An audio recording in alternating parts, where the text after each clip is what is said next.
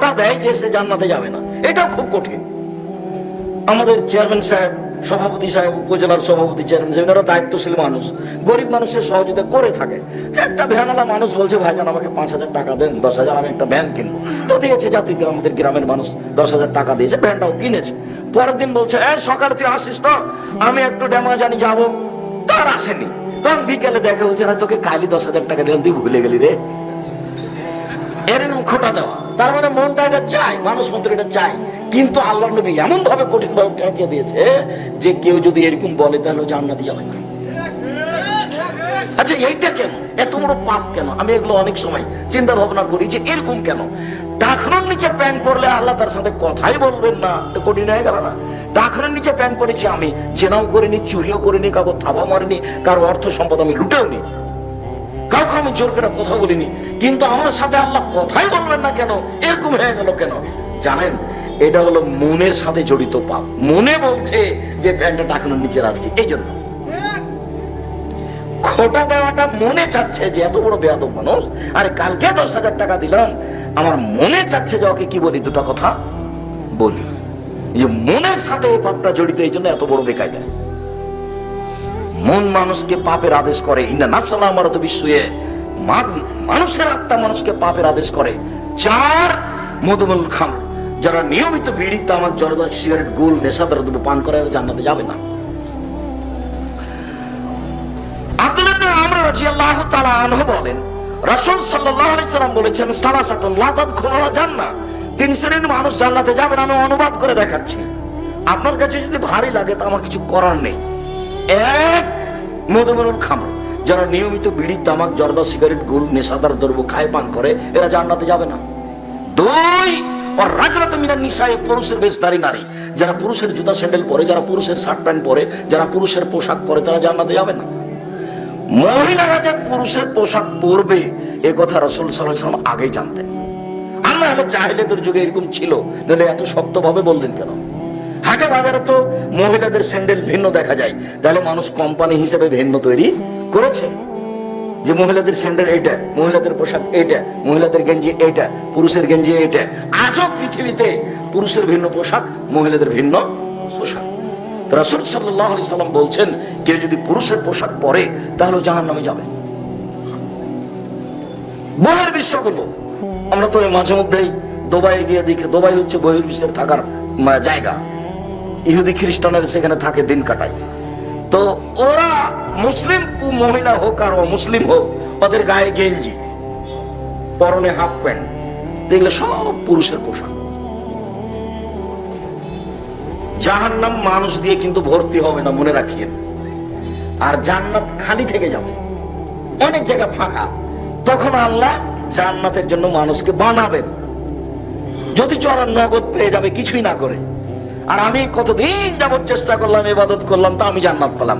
আর আল্লাহ বলছে ওকে আমি জান্নাতের জন্য বানাবো, 2 দিন পরে ও ফাঁকা জায়গা ওকে দিয়ে দেবো। আর জাহান্নাম দিয়ে মানুষ পূর্ণ হবে না, জাহান্নাম মানুষ দিয়ে পূর্ণ হবে না। তখন আল্লাহ তার জন্য মানুষ বানাবেন না। বলেন তো তখন আল্লাহ কি করবেন? পা ঢুকিয়ে দিবেন। তখন জাহান্নাম বলবে যে আমি এখন পূর্ণ, যথেষ্ট, আর লাগবে না। এ হলো বিচারের মাঠের জাহান্নামের অবস্থা আর জান্নাতের অবস্থা। 3 দায়ুস আল্লাযী কিরফি আলাইহিল খাবাসা, দায়ুস যে বাড়িতে বেহায়ের সুযোগ দিয়েছে, সে হাজি হোক, চেয়ারম্যান হোক, মেম্বার হোক, এমপি হোক, মন্ত্রী হোক, সে যেই হোক না কেন, 1000 দানার তাসবিহ থাক, যেই হোক। আর 3 ছিল চলে গেছে বাপ লন্ডনে তাসবিহ টিপছে, আর মেয়ে ঢাকা বিশ্ববিদ্যালয়ে আরেকজনের সাথে গল্প করছে। ও দেখাচ্ছে যে আমি দিনের কাজ করছি। জাবের রাদিয়াল্লাহু তাআলা আনহুকে আল্লাহ নবী বলছেন যে, আচ্ছা জাবের, তুমি কুমারী মেয়ে বিবাহ করেছো না তালাক প্রাপ্ত মেয়ে বিবাহ করেছো? তো জাবের রাদিয়াল্লাহু বলছেন যে তালাক প্রাপ্ত মেয়ে বিবাহ করেছি। তখন আল্লাহ রাসূল বলছেন, হাল্লা বিকরান, আরে তুমি কুমারী মেয়ে বিবাহ করলে না কেন? তলায়বাহ তলায়বকা, তুমি তার সাথে খেলতে, তোমার সাথে খেলতো। রাসূল সাল্লাল্লাহু আলাইহি ওয়াসাল্লাম একদিকে গেলেন, এবার জাবের আরেক দিকে যাচ্ছেন।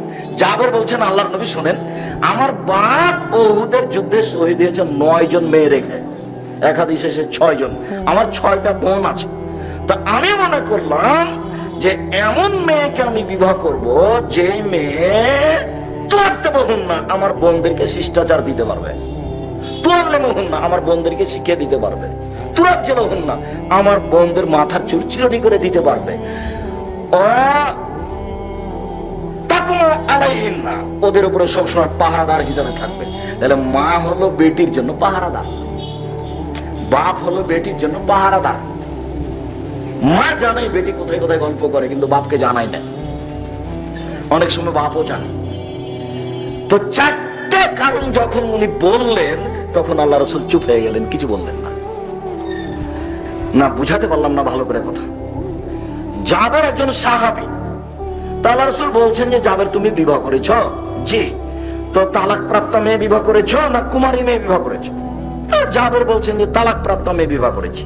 তো আল্লাহ রাসূল বলেন, আরে কুমারী মেয়ে কেন বিবাহ করলে না? তুমি তার সাথে খেলতো, তোমার সাথে খেলতো, এটা করতে একটা ভালো হতো বেশি, তো তালাক প্রাপ্ত মেয়ে কেন বিবাহ করলে? তখন উত্তর দিচ্ছে আল্লাহ নবী, আমার কয়জন বোন আছে, আমার বাপ মারা গেছে, শহীদ হয়েছে কয়জন? 6 জন। তো এখন আমি যদি আমার বোনদের বয়সের মেয়েকে বিবাহ করি, তাহলে দেখাশোনা করতে পারবে না। মোট কথা মনে হয় বোঝা যায় না কথা। অভিভাবক, তাহলে আমি আপনাকে এখানে দেখাতে চাচ্ছি যে ওর বোনের মা হিসাবে পেশ করতে চাচ্ছে তার বউকে, যে কাজটা মায়ে করে সেই কাজটা ওই মেয়েগুলোর ভাবি করবে। দুঃখিত, আমি যদি ধর্ম বুঝাতে না পারি তাহলে আমি অক্ষম। হাদিস বুখারী মুসলিম কিন্তু জাতিকে বুঝাতে পারলাম না, বা জাতি এসব কথার দাম দিল না, অথচ কথাগুলি মুহাম্মদ সাল্লাল্লাহু আলাইহি ওয়াসাল্লামের মুখের। তাকুমু মানে কি? পাহারাদার। মা হচ্ছে মেয়েদের জন্য পাহারাদার। মেয়ে ছেলের পরে পাহারা দিয়ে ছেলে মেয়েকে মানুষ করে বিবাহ শাদীতে মরে যাবে, এরকমই পৃথিবী।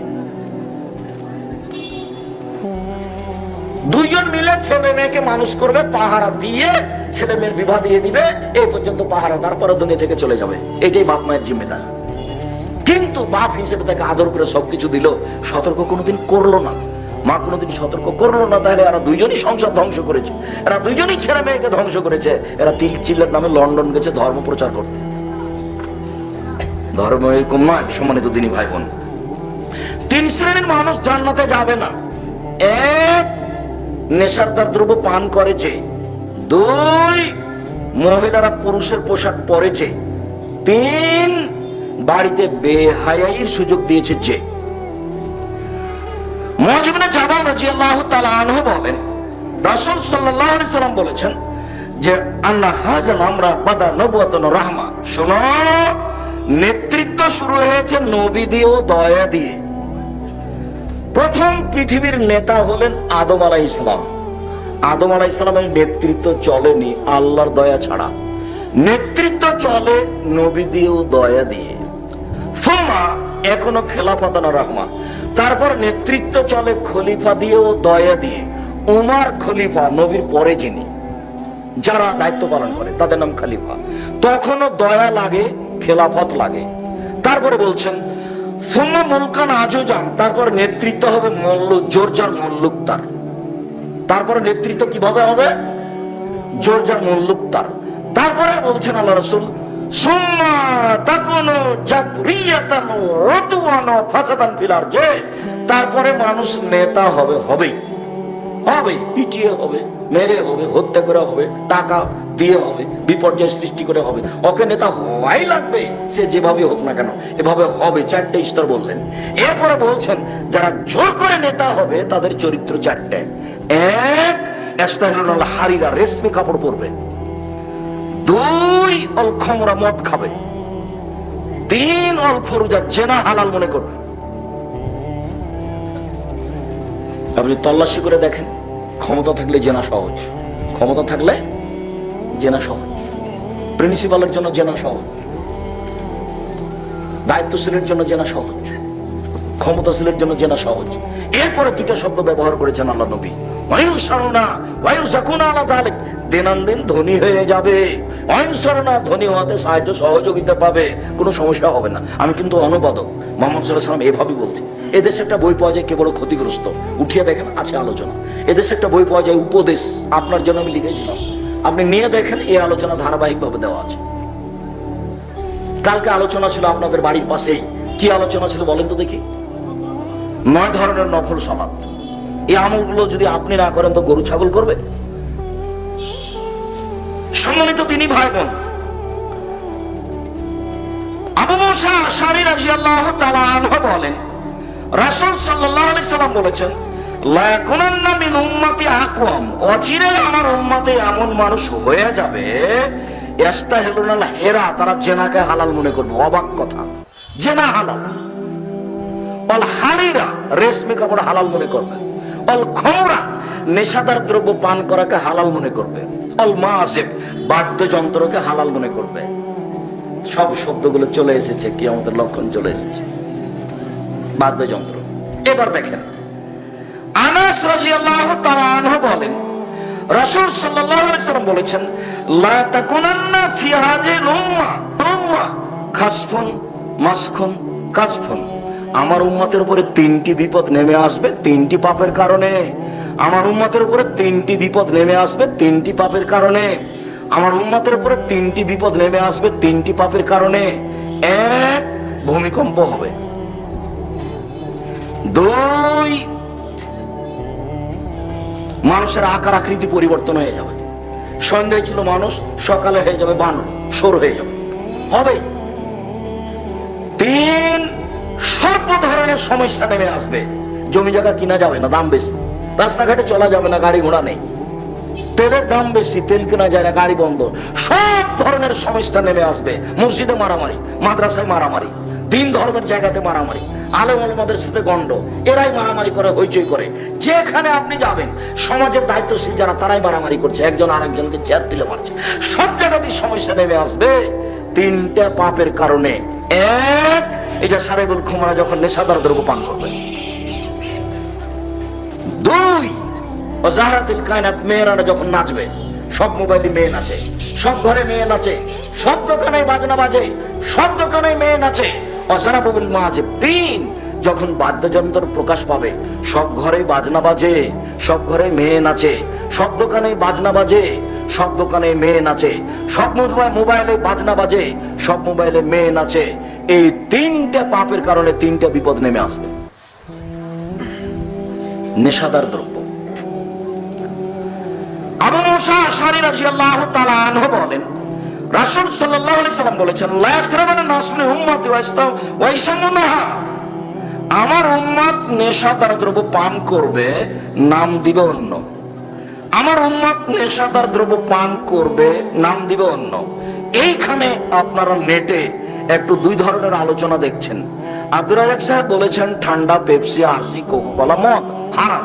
তখন আরেকজন বলছেন যে না, ঠান্ডা, আরসি, কোকা-কোলা এগুলো মদ নয়। এইটা আপনারা দেখছেন।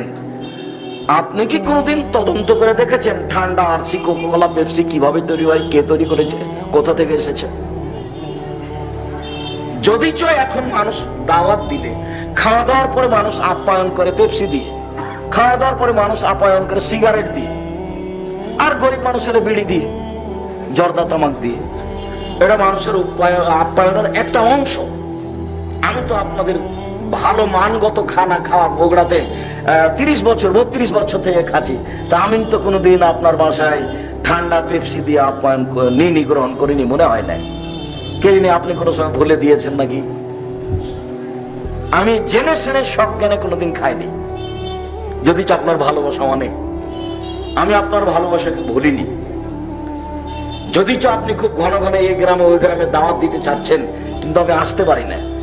এই ফুলকোটের একটা ছেলে জামিয়া সালাফে ডাঙ্গিপাড়ায় 10ম শ্রেণীতে পড়ে। এই প্রোগ্রামের জন্য ছেলেটা 1 বছর থেকে খুব কম করে হলো 150 থেকে 200 দিন আমাকে অনুরোধ করেছে। ও ফুলকোটের ছেলে, সেই জন্য ফুলকোটে আমাকে আসতেই হবে। ফুলকোটে আমি আসবো না এই কথা নয়, কিন্তু আমি সিরিয়াল সময় করতে পারি না। আমি আপনার কাছের মানুষের কথা ঠিক, কিন্তু আমাকে তো সিরিয়াল মেনটেন করতে হবে, আসতে তো হবে। আমি নিলাম, আসতে পারলাম না, তখন তো পরিবেশ আরো খারাপ হলো। আমার উম্মত মদ খাবে, কিন্তু নাম দিবে অন্য। আমি বলছি যে ওনাকে তোমরা জিজ্ঞাসা করো যে জুনাব, সেইগুলি কোনগুলি?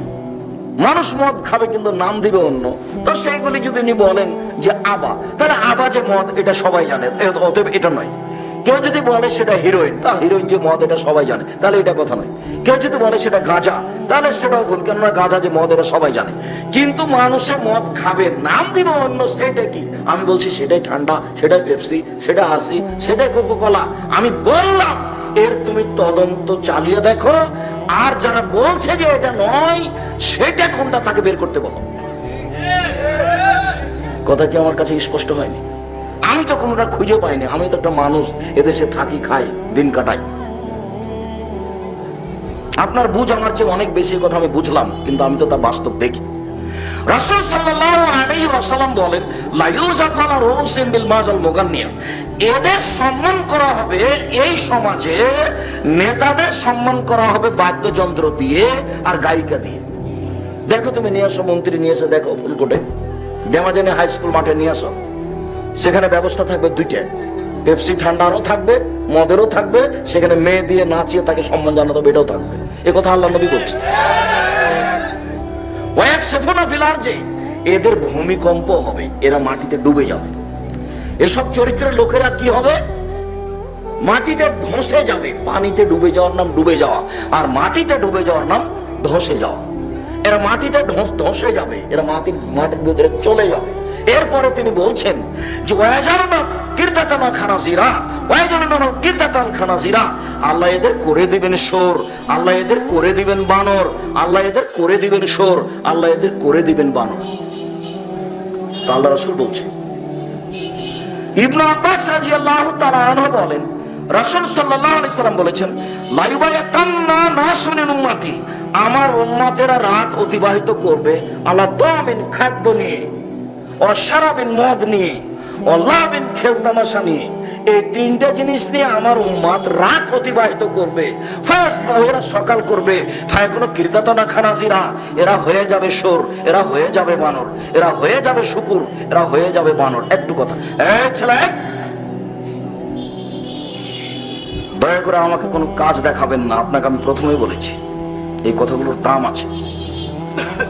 আপনার কাছে আমার একটা জিজ্ঞাসা, বা আপনার পক্ষ থেকে আমার কাছে একটা জিজ্ঞাসা, আব্দুর রাজ্জাক সাহেব, মানুষ সাপ ব্যাং না হয়ে, কুকুর না হয়ে বানর হবে কেন? শুকুর সোর হবে কেন? এই কথাটার রহস্য কি? বিজ্ঞানীরা বলছেন যে সোর হচ্ছে অনুভূতিহীন প্রাণী। সোর হচ্ছে অনুভূতিহীন প্রাণী। সোরের কাছে ভালো মন্দ কোনো হিতাহিত জ্ঞান নেই। গরু চড়িয়ে দেখেছেন, গরু যেখানে উঁচা ঘাস আছে সে ঘাসটা খাবে না, কেন? ওখানে গোবর ছিল। বুঝা যায় না? গরুর একটা কি আছে? হিতাহিত জ্ঞান আছে। শুকুরই একটা প্রাণী যার কোনো হিতাহিত জ্ঞান নেই, কোনো তার কাছে বুঝবাজ নেই। মানুষ যেদিন হিতাহিত জ্ঞান হারিয়ে দিবে, তার চাল চলন সোরের শুকুরের মতো হয়ে যাবে, তখন মদ পান করে সকালেও বানর হয়ে যাবে, শুকুর হয়ে যাবে। আচ্ছা, রয়েছে বানর, অনুকরণীয় প্রাণী, অনুকরণীয় আর একজনের অনুকরণ করে। এই প্রাণীর মধ্যে বানরের চেয়ে এরকম অনুকরণ করা পৃথিবীতে কোনো প্রাণী নেই। বানর যা দেখে তাই করে, তাই করতে পারে।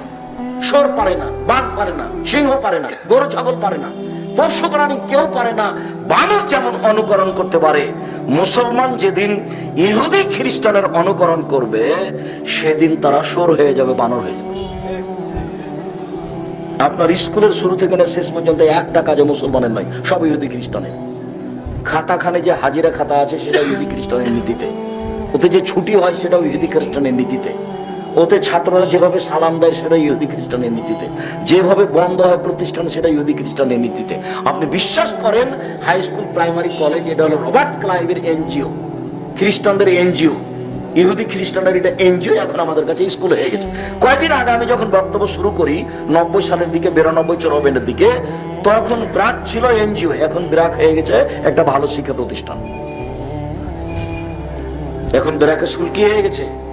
একটা ভালো শিক্ষা প্রতিষ্ঠান হয়ে গেছে। মোবাইল চলে না তার ব্রাকের নীতি ছাড়া। মহিলার কণ্ঠ দেয়া মোবাইল চলে, অবাক ইনকামের পথ, কথা আসলেও কাটে, গেলেও কাটে, এবং সবাই তাতে জিম্মি। আব্দুর রাজ্জাক সাহেব, আপনিও। সব নিয়ম কানুন যেদিন ইহুদি খ্রিস্টানের হয়ে যাবে সেদিন মানুষ সকালে ঘুমিয়েছে, সন্ধ্যায় ভালো, সকালে কি হয়ে যাবে? বানর, শুকর হয়ে যাবে। মানুষের অনুভূতি বলে কোনো জিনিস থাকবে না। বাপ বেটা, মা বেটি একসাথে টিভির সামনে বসে আছে, ল্যাংটা মেয়ে নাচছে, কারোর কাছে কোনো অনুভূতি কাজ করে না। এক সময় বেটা বাপের সামনে সিগারেট খেতে অসুবিধা মনে করতো, বা মা বেটি এক জায়গাতে থাকলে একটা উলঙ্গ ছবি দেখতে খারাপ লাগতো, এখন আর লাগে না। ওটা গায়ে হয়ে গেছে, সহ্য হয়ে গেছে। কেন সহ্য হলো? খারাপ লাগে না পশু প্রাণীকে, মানুষ এখন কি হয়ে গেছে? বুঝেও বুঝে না, ওরা অন্তর আছে বুঝে না, দেখেও দেখে না, ওরা চক্ষু আছে দেখে না, শোনেও শোনে না, ওরা কান আছে শোনে না। উলাইকা কালানাম, তারা পশু প্রাণীর মতো, তারা গরু ছাগলের মতো, তারা কুকুর স্ত্রীগুলোর মতো, ভালো মজাল, বরং তার চেয়ে খারাপ। আপনাকে অনুভূতি আমি ফেরানোর জন্য অনুরোধ জানাচ্ছি। শ্বাস বন্ধ হওয়ার আগে অনুভূতি ফেরানোর চেষ্টা করেন।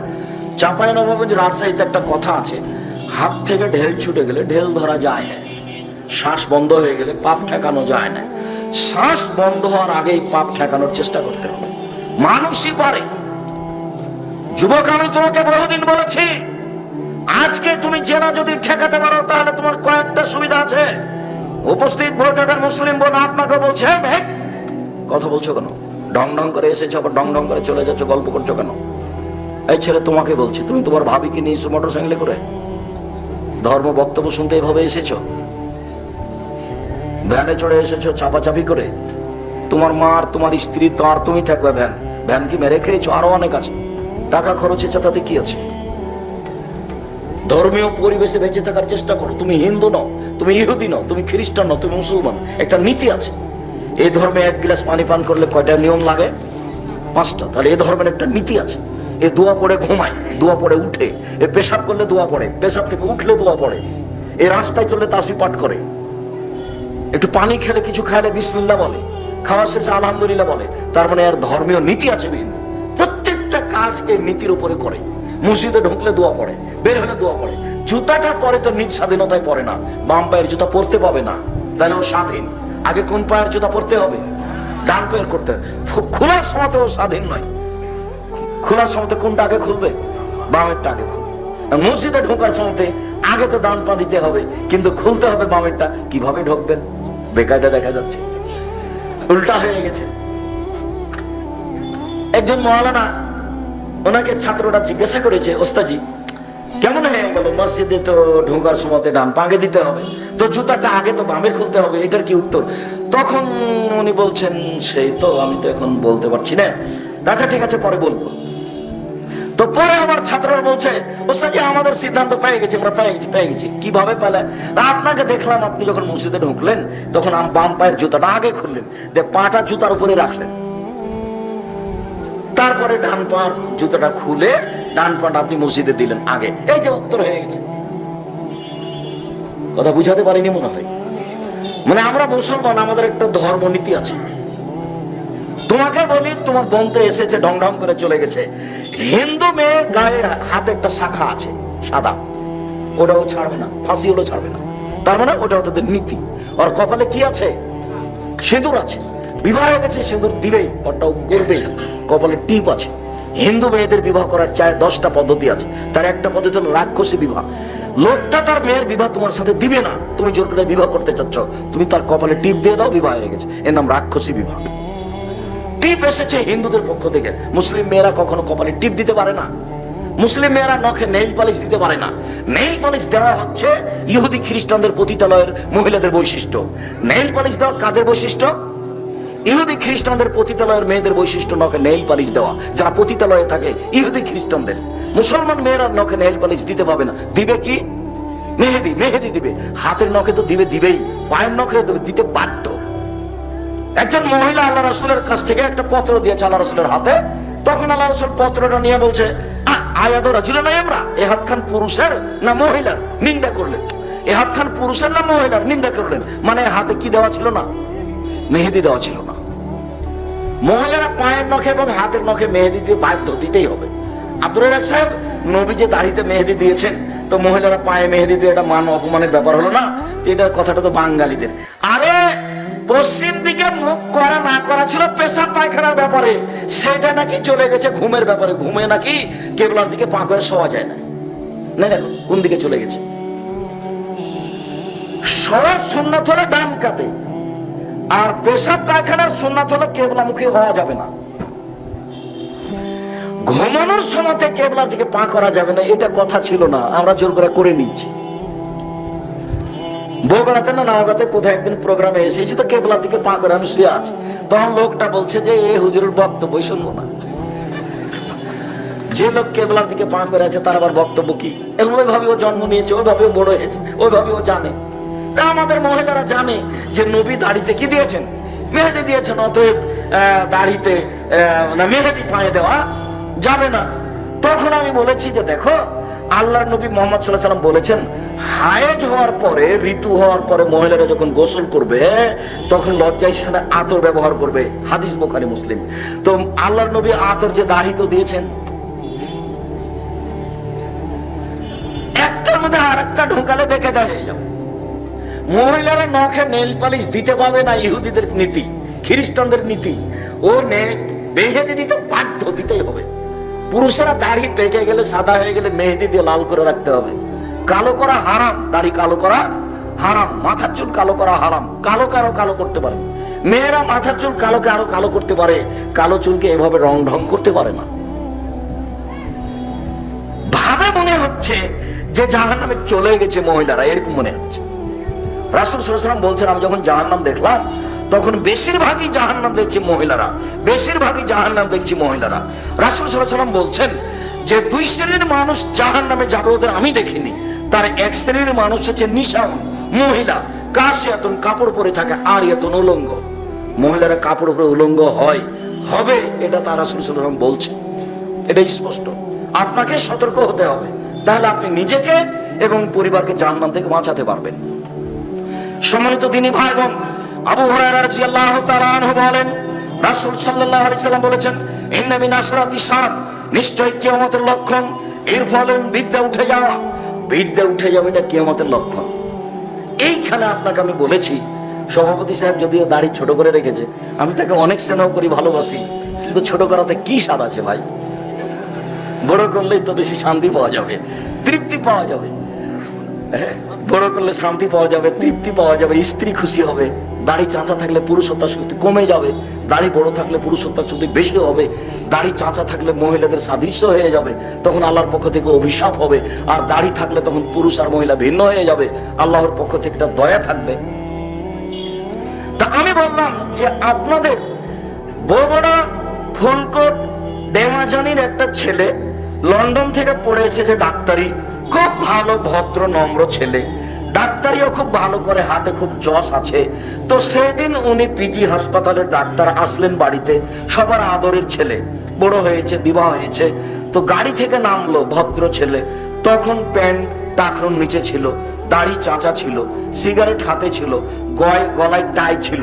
এইভাবে ছেলেটা নামলো গাড়ি থেকে, বাপ মায়ের আদরের ছেলে। এবার বৌমা গাড়ি থেকে নামলো, হালকা হালকা গায়ে কাপড় আছে। তারপর নাতনি গাড়ি থেকে নামলো, গায়ে কোনো কাপড়ই নেই। তারপরে বাপে দেখলো যে বেটার গাড়ির পিছন দিকে কুকুর আছে। আপনি বলেন আল্লাহ ইমানদারের সাথে, ইমানের সাথে বলবেন যে ছেলের পিছনে যে টাকাটা খরচ করেছেন এটা সত্য না মিথ্যা? এই টাকার জবাব আপনাকে দিতে হবে কিনা? বিদ্যা উঠে যাবে, মূর্খতা বেড়ে যাবে। এই হাদিসের সারমর্ম কি? বিদ্যা উঠে যাবে, মূর্খতা বেড়ে যাবে।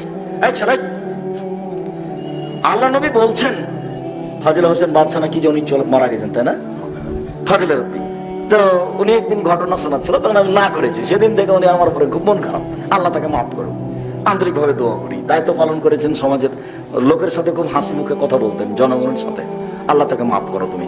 তো আমাকে বলছে, ও বক্তব্য আমার পূর্বে বলছেন যে একটা ছেলে লজিং থাকে, তো লজিং থাকে, লজিং বাড়িতে খেয়ে আসছে, তো ফেরেশতারা তার পায়ে পর বিছাচ্ছে, তো ফেরেশতাদের পরের উপর দিয়ে হেঁটে এসেছে। তো আমি এখন বক্তব্য যখন আমি যখন শুরু করলাম, তখন আমি বললাম যে জনাব যে কথাটা বলেছেন সেটা মিথ্যা। কেন? ছেলের পায়ের নিচে ফেরেশতারা পর বিছায়, এই কথা ঠিক, কিন্তু ছেলে ফেরেশতাকে দেখতে পাবে না, এটা হতে পারে না। কবরের শাস্তি মানুষ দেখতে পারে না। ইমাম সাহেব বলে দিয়েছেন যে জনৈক ব্যক্তি মসজিদ থেকে বের হয়ে দেখলেন, কবর খুঁড়ে দেখলেন যে সাপ মানুষকে ধরে আছে। তারপরে বলছে এটা তোমরা পোস্টার বা বিজ্ঞাপন করে ছাপিয়ে ছাপিয়ে ছেড়ে দাও, সবই মিথ্যে। কবরের শাস্তি মানুষ কানেই শুনতে পারে না, দেখা তো বহুদূরের কথা।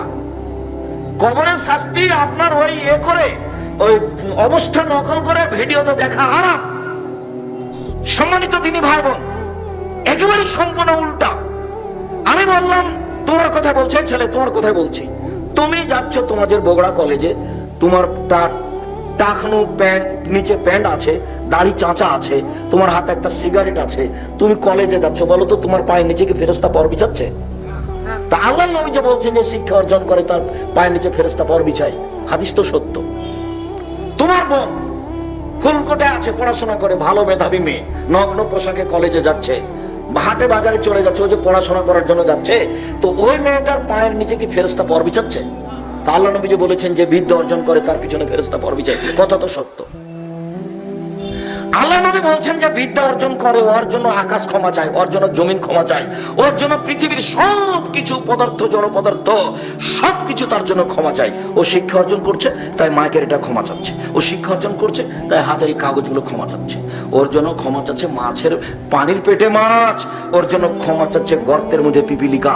এইভাবে মুহাম্মদ সাল্লাল্লাহু আলাইহি ওয়াসাল্লাম বলেন। তো তোমার জন্য কি ফেরেশতারা ক্ষমা চাচ্ছে? তোমার কি ধারণা তোমার বোনের জন্য কি ফেরেশতারা ক্ষমা চাচ্ছে? দেখো, নিজের বুঝ আরেকটার উপরে চাপিয়ে দিও না। বিদ্যা উঠে যাবে, এটা কিয়ামতের লক্ষণ।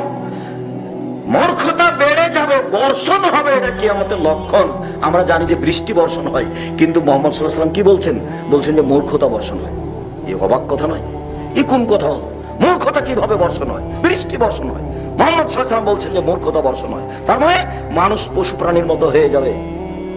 সভাপতি সাহেব বলছেন যে ভাই, জেনার আর মেয়ে পালিয়ে যাওয়ার বিচার করতে করতে আমি হয়রান হয়ে গেলাম।